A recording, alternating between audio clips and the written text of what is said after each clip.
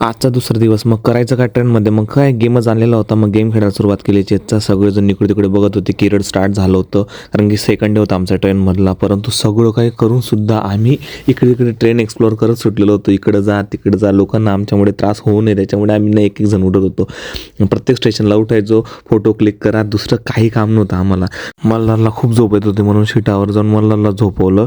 आम्ही सगळ्यांनी आराम केला. मग काय आजूबाजूच्या सगळ्यांचा विचारपूस केली, भाऊ कुठला, तुम्ही कुठले? तेवढ्यात मी झोपून व्हिडिओ मस्तपैकी बनवले. तेवढ्यात आठवलं एक वस्तू सापडून नव्हती काहीतरी, त्याच्यामुळे एक टप्पा क्रॉस करून करून मागे गेलो. मल्हार तसा झोपलेला होता.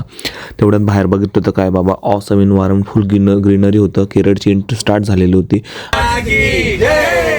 मग काय शिवाजी महाराज संभाजी महाराजांच्या घोषणा देऊन बाहेर बघितलं. ट्रेन आपापली झुक झुक झुक एकदम जबरदस्त स्पीडमध्ये चालत होती. मग काय आम्ही सुरू केलं ना गाण्यांच्या वेळा. मग मी गाणं म्हणायला सुरुवात केलं. माझं गाणं म्हणजे काय, आपल्याला गाणं आठवत नाही आणि आवडत नाही, परंतु काही चांगलं संगीत असलं तर आपण त्याला सपोर्ट करतो आपल्या जुन्या आणि ओल्ड आणि खतरनाक आवाजामध्ये.